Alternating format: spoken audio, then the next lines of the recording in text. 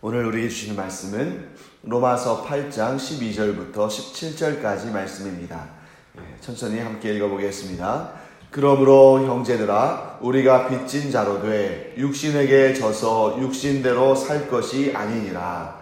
너희가 육신대로 살면 반드시 죽을 것이로되 영으로서 몸의 행실을 죽이면 살리니 무릇 하나님의 영으로 인도함을 받는 사람은 곧 하나님의 아들이라.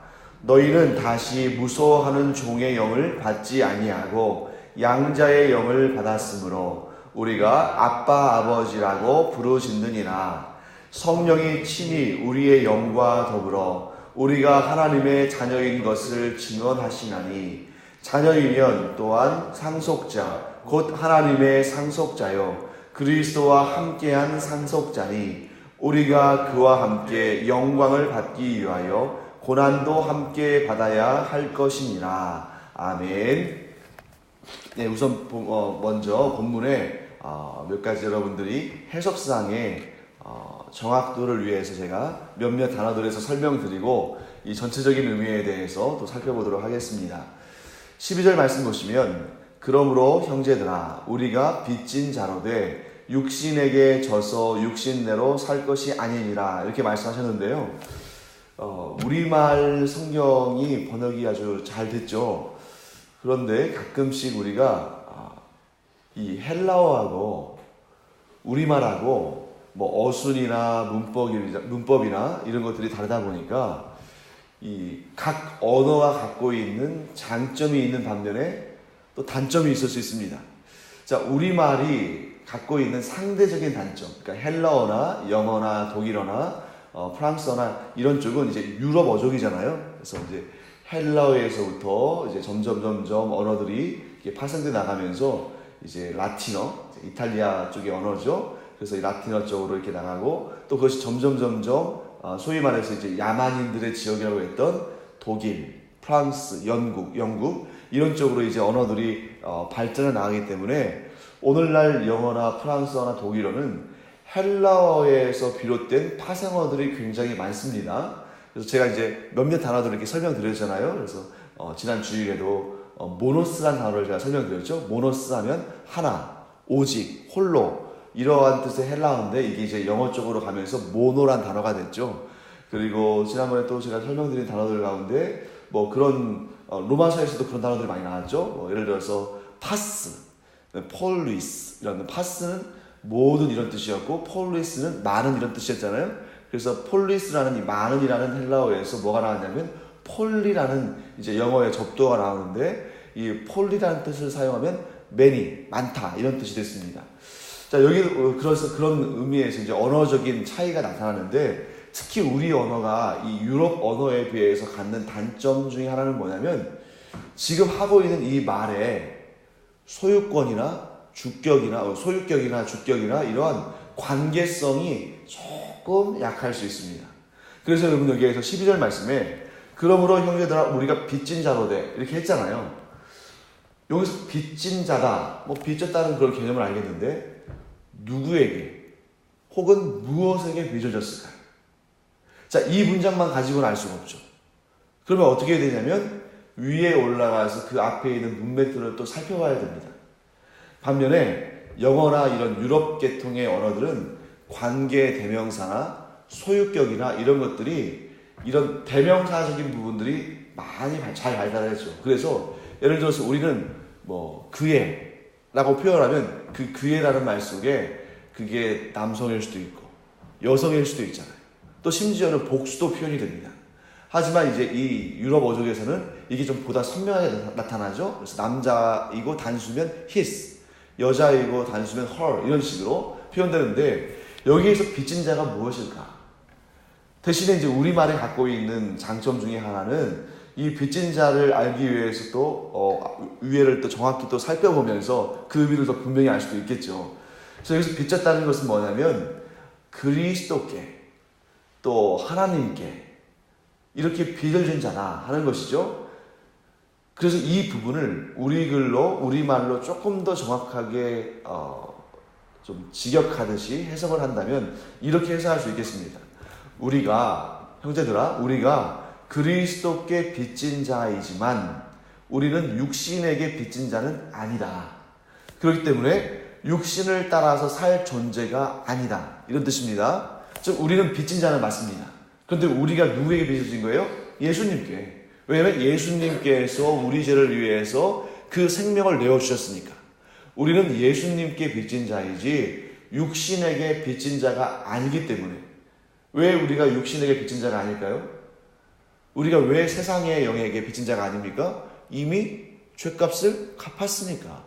내가 직접 갚은 것은 아니지만 예수님께서 나를 대신해서 나의 대표자가 되셔서 그 빚을 갚으셨기 때문에 우리는 더 이상 육신에게, 세상의 영에게 빚진 자가 아니다. 그렇기 때문에 이게 논리적인 구조가 나오는 거죠. 우리는 예수 그리스도의 빚진 자이지 세상의 빚진 자가 아니기 때문에 그러므로 육신에게 져서 육신대로 살 것이 아니다. 우리의 신분이 변화됐다는 것입니다. 자, 그 다음에 13절 말씀 보실까요? 여기도 마찬가지죠. 너희가 육신대로 살면 반드시 죽을 것이로되. 여기까지는 문제가 안 되죠. 우리가 육신의 소욕을 따라서, 육신의 죄를 따라서 살면 반드시 죽을 것이로되. 자, 영으로서 몸의 행실을 죽이면 살리니. 자, 몸의 행실을 따르지 아니하고 몸의 행실을 죽이면 살 것이다. 여기까지는 뭐 의미상으로 여러분들이 이해하시는데 별 문제가 없을 거예요. 그런데 여기에서 영으로서에서 이 영은 무슨 영입니까? 이게 우리의 영입니까? 우리 안에 있는 우리의 자아 중에 하나인 영입니까? 아니면 세상의 영입니까? 아니면 성령입니까? 성령이죠. 같은 영이라는 단어를 썼지만 이 영이 어떤 영인지를 우리가 알기 위해서는 어떻게 해야 한다는 거예요? 앞뒤의 문맥을 파악해야 한다는 겁니다. 그래서 해석이 중요한 거예요. 이렇게 앞뒤 문맥을, 또 심지어는 어떤 경우에는 로마서 전체를, 또 심지어 어떤 경우에는 성경 전체를 통해서 이 의미들을 우리가 제대로 해석하지 않으면 해석상의 문제가 발생하고, 그래서 짧게는 이 본문에 대해서 오해하고 크게는 이단들이 생기는 겁니다. 그래서 여기에서 무엇으로? 자, 내가 나의 영으로 나의 몸의 행실을 죽인다. 소망이 없죠. 우리에게 그런 능력이 없습니다. 그래서 우리가 성령의 사람들로서, 성령으로서, 성령을 통해서 몸의 행실을 죽이면 산다 라는 것을 강조하는 것입니다. 15절에도 그런 어려운 표현들이 좀 등장하죠. 너희가 다시 무서워하는 종의 영을 받지 아니하고 양자의 영을 받았으므로. 자, 무서워하는 종의 영, 이것도 오해하기 쉬운 구절이에요. 왜냐하면 자, 무서워하는 종의 영. 자, 우리가 무엇인가를 두려워하는, 그 우리가 두려워하는 대상이 종의 영인지. 자, 이렇게 해석할 수 있잖아요. 우리가 무서워하는 종의 영. 그럼 내가 그 종의 영을 무서워한다고 볼 수 있지 않습니까? 그래서 반면에 또 이렇게도 생각할 수 있겠죠. 무서워하는 그런 종의 영. 이 종의 영의 특징이 무서워한다는 거예요. 무엇인가를 무서워하는 그런 종의 영을 우리가 받지 않는 것인지, 아니면 내가 그 종의 영을 무서워하는 것인지, 이게 지금 정확하지 않죠? 우리가 그 뜻을 파악해야 됩니다. 그래서 여기서 무서워하는 종의 영이라는 것은 뭐냐면 우리를 두려움에 빠뜨리게 하는, 즉 우리가 이 영을 받으면 두려워한다는 겁니다. 우리를 무섭게 하는 종의 영이 아니라 우리가 이 영을 받으면 우리가 무서워한다는 거예요. 우리가 약해지고 우리가 죄 가운데 빠집니다. 그런 영을 받는 것이 아니고 어떤 영을 받았다고요? 양자의 영. 이 양자라는 말도 참 어렵죠. 이 양자의 영은 뭐겠어요? 자녀로 삼으시는 영. 우리를 자녀로 삼으시는 그 영을 받았으므로 우리가 아빠 아버지라고 부르시느니라 라고 되어 있습니다. 그래서 여기서 이제 예전 성경에는 아바 아버지라고 되어 있죠. 이게 참 너무나 이 언어적인 그런 유사성들을 가끔씩 발견을 해요. 그래서 인간의 원초적인 언어들일수록 비슷비슷하죠. 예를 들어서 엄마에 대해서 서양에서는 뭐라고 합니까? 꼬마들은 마마, 좀 어른들은 뭐 mother 하지만 그건 좀 어려운 말이고, 어린아이들이 쓰는 말로는 뭐라고 해요? 마마라고 하잖아요. 혹은 맘 이렇게 하고. 엄마 좀 유사하지 않습니까? 아빠도 마찬가지죠. 어린아이들이 자기 아버지를 부를 때 아빠라고 부르잖아요. 그런데 동시에 서양에서도 파파, 또 여기에 이 지금 이 헬라 문화권에서는 뭐라고 불러요? 아바. 비슷하죠. 그래서 여기에서 우리가 무엇을 알 수 있냐면 창세기 11장에 나오는 것처럼 태초의 언어가 하나였을 가능성을 이러한 구체적인 예들을 통해서 어느 정도 추적해 갈 수 있어요. 실제로 과학자들도 언어학자들도 이런 것들을 분석을 하죠. 그래서 뭐 우랄 알타이어족이랄지 또 아리안족이랄지 이렇게 인종의 계보가 아닌 언어적인 계보들을 또 추적해 가서 이 언어들이 어디에서 비롯되었는가, 어디에서부터 이 언어들이 기원되었는가, 이런 것들을 언어를 추적하는 그런 지도들도 있어요. 그러니까 그런 언어들을 추적하는 지도들을 보면 또 아주 공교롭게, 사실 이것은 학자들이 말할 때는 공교로운 것이고 우리가 볼 때는 당연한 것입니다. 이게 어디로 모여요? 또 이제 고대 메소포타미아 문명 이쪽으로 또 모이거든요. 그래서 과학이 발전하면 발전할수록, 이런 역사학이 발전하면 발전할수록 이 성경의 내용들이, 사람들이 신화로 치부했던 이런 내용들이 역사성을 갖고 있다는 것을 증명해 줍니다. 그래서 이제 우리가 분명히 알고 있잖아요. 신할 평지 어디가 있어요? 오늘날로 따지면 메소포타미아 문명의 지역들, 예를 들면 터키 같은 곳이죠. 그곳에서부터 인종이 퍼져나가는 것도 우리가 알 수가 있고, 또한 동시에 그곳으로부터 언어들도 분화돼서 나아가는 것을 우리가 알 수 있습니다. 그런데 보통 이제 그런 언어들이 분화될 때 어떤 양식을 취하냐면, 이제 어려운 말들일수록 이게 설명이 길어지는 거예요. 그러다 보니까 언어가 더 분화가 많이 되고 더 다른 형태를 취합니다. 하지만 잘 생각해 보세요. 간단한 단어일수록 옛날 조상들이나 우리나 거의 그대로 쓰겠죠. 왜? 어렸을 때부터 계속 그 말들을 쓰니까. 그러다 보니까 어떻게 됩니까? 같은 단어들을 유사하게 쓸 가능성이 높아지는 거죠. 그러니까 엄마나 마마가 비슷한 것이다, 아빠나 파파가 비슷한 것이다. 여기는 아예 드러내놓고 아빠와 아바 거의 유사하지 않습니까? 어떻게 전혀 다른 지역에서 전혀 다른 역사를 가진 자들이 우연치 않게 그 단어들, 특별히 어렸을 때부터 잘 사용하는 그런 단어들에 한해서만 유사할 수 있을까? 그것은 이런 공동의 언어의 출처를 생각하는 것 외에는 그 이유가 없는 것이죠. 자, 그렇게 해서 아바, 아버지라는 말은 원래는 어때요? 원래 헬라어에서 이제 아바, 아버지라고 번역된 것을 전에 우리 옛 한글판 성경에서는 아바, 아버지라고 번역했다가 지금은 아빠, 아버지라고 번역을 해요. 그게 이 아빠, 아버지라고 번역하는 것이 당연하죠. 왜냐면 어떤 것은 한글로 번역하고 어떤 것은 헬라어로 그냥 놔두면 그것도 이상한 거잖아요. 그래서 이제 이렇게 번역이 된 것입니다. 이런 예들을 제가 설명하다 보니까 좀 길어지는데요. 오늘은 그러면 이 본문의 어떤 오해할 수 있는 부분들만 제가 짚어보고, 내일은 이 본문을 그대로 다시 하면서 어제 우리가 했던 작업이 있죠. 우리가 어제 그 신약에 있는 특히 사도 바울의 이런 전하는 복음의 내용을 구약과 연결시켜 봤잖아요. 그래서 하나님의 그 구원의 계획은 신약에 나타나서 신약 시대에 갑자기 주어진 것이 아니라 영원전부터 또 구약 시대부터 계속 이어져 내려온 한결같은 하나님의 은혜였다라고 우리가 살펴봤는데, 내일 또 한번 제가 이 본문의 말씀을 통해서 구약과 연결하는, 구약으로부터 어떻게 복음의 내용들이 이어져 오는지를 내일 한 번 더 이 본문을 가지고 살펴보도록 하겠습니다. 자, 그 다음에 이제 우리가 17절 말씀을 한 번 더 봐야 돼요.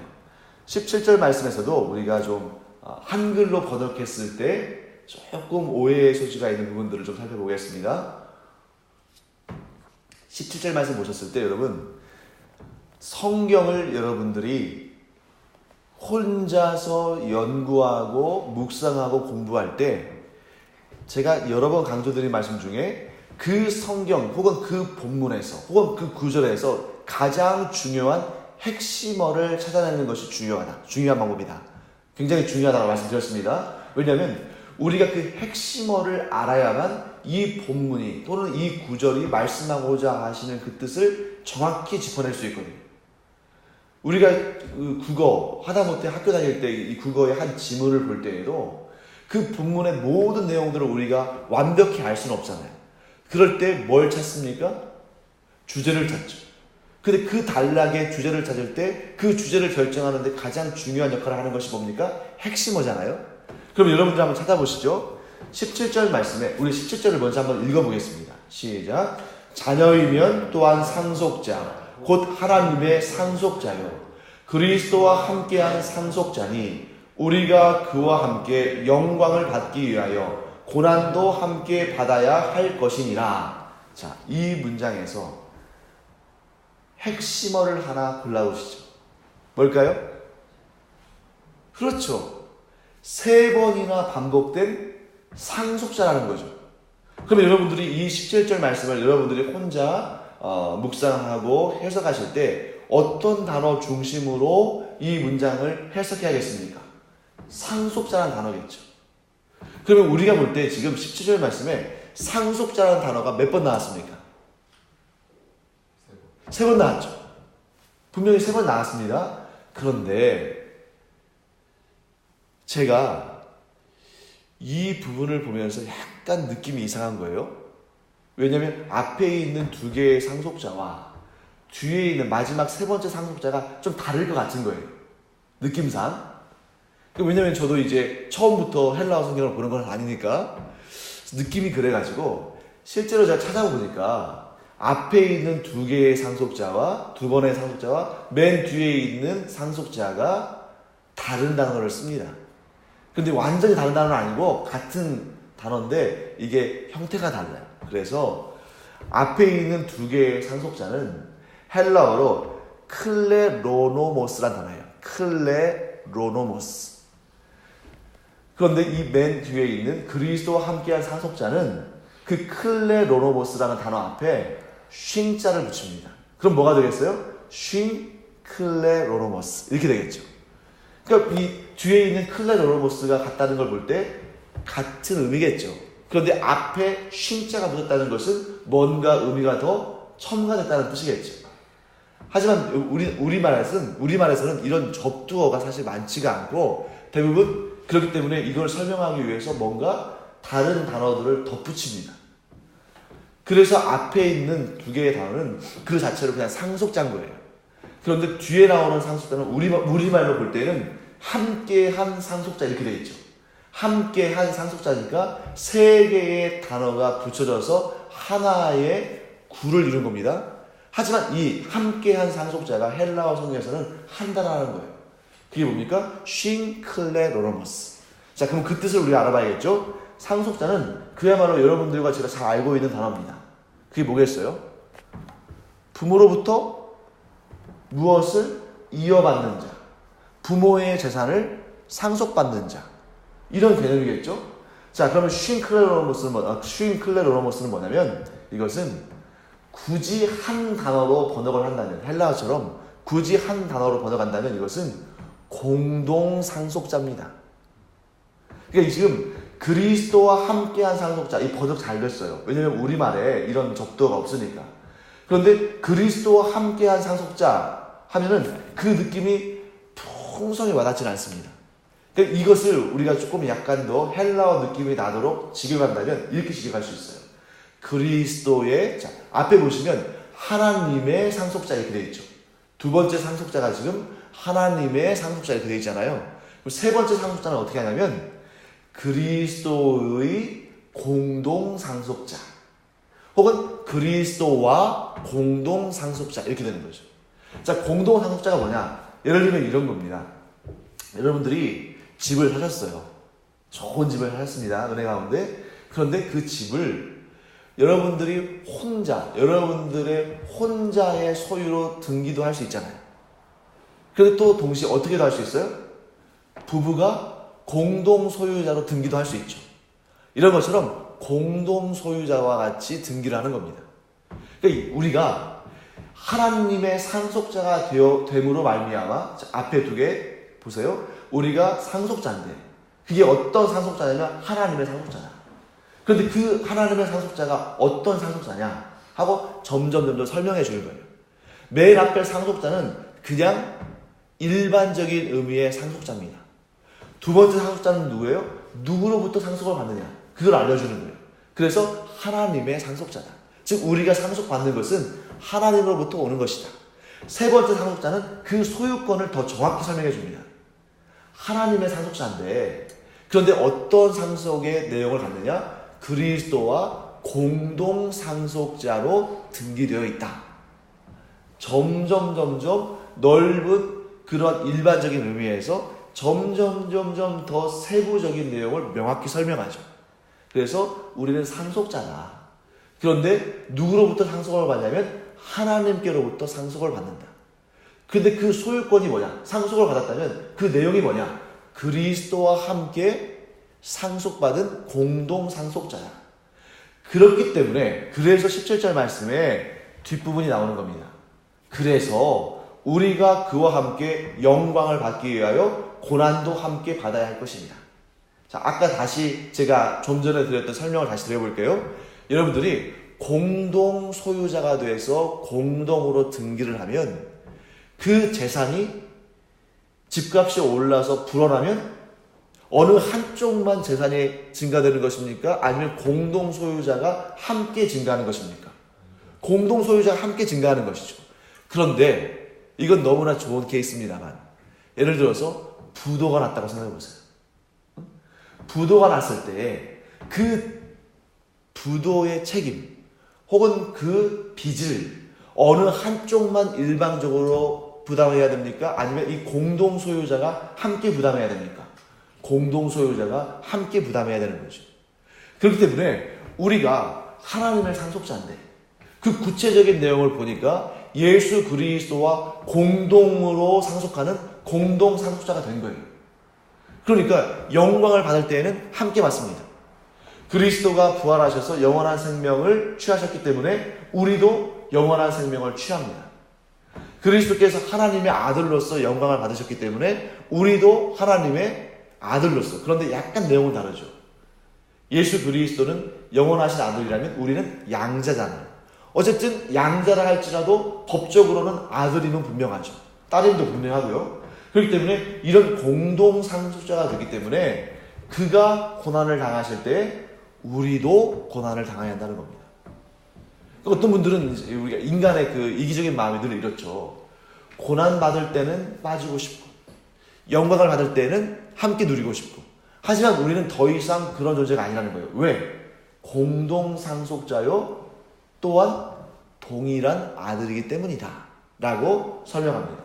본질은 다르지만 법적으로 동일한 아들로, 즉 양자로 입양된 것이기 때문에 이와 같이 그리스도와 함께 모든 영광과 고난을 함께 해야 한다 라고 본문은 설명하는 것입니다. 자, 그러면 이제 12절부터 17절까지 우리말로 보았을 때 우리말, 즉 이 성경의 번역이 잘못됐다는 것이 아니라 성경의 번역은 우리말이 가지고 있는 한계 가운데 최선을 다해서 최대한 그 의미를 잘 설명해 놨어요. 하지만 우리말이 헬라어와는 조금 그 뉘앙스가 다를 수 있고 언어적인 특성이 다르기 때문에 좀 우리가 오해할 수 있는 부분들을 한 번씩 짚어봤습니다. 그렇다면 이제 여러분들이 이제 온전히 제대로 해석할 수 있는 그런 상황이 됐고, 이제 내일 이 로마서 8장 11절과 17절 이 내용들을 통해서 한번 우리가 더 자세히 본문의 의미를 살펴볼 텐데, 특별히 구약과 한번 또 연결해보는 그런 작업을 하도록 하겠습니다. 기도하겠습니다. 하나님 감사합니다. 저희들이 예수 그리스도를 통해서 죄사함 받고 구원받았을 뿐만 아니라 하나님의 그 무한하신 은혜 가운데, 감히 감당할 수 없는 은혜 가운데 하나님의 아들로서, 딸로서, 또한 그리스도의 공동 상속자로서 이렇게 여기심을 받고 그런 법적인 지위를 얻게 하시니 감사드립니다.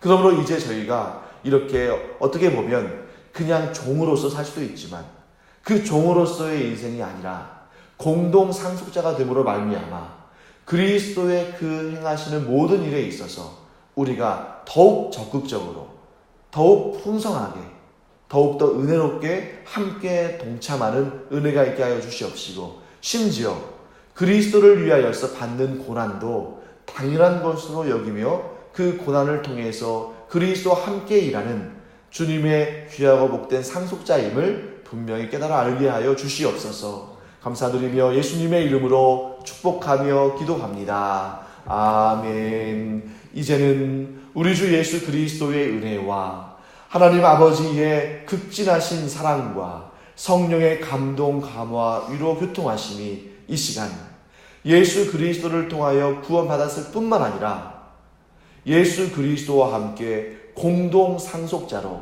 하나님께 부름받은 주님의 사랑하시는 자녀들 위에 이제로부터 영원토록 함께 있을지어다. 아멘.